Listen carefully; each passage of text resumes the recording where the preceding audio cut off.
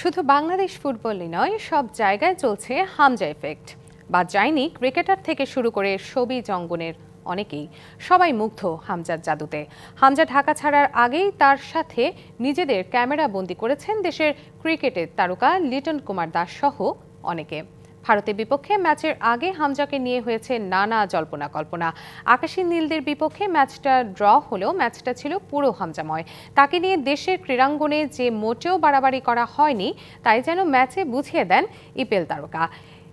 এমন একজন ফুটবলারের সাথে তাই সেলফি তুলতে বাঁচায়নি সাধারণ ফুটবল ভক্ত থেকে শুরু করে ক্রিকেট তারকা। লিটন হামজার সাথে একটি ছবি পোস্ট করেন নিজের ফেসবুক ওয়ালে, যেখানে তিনি লিখেছেন, হামজার সাথে দেখা করে অনেক ভালো লাগছে। তিনি একজন বিনয়ী মানুষ।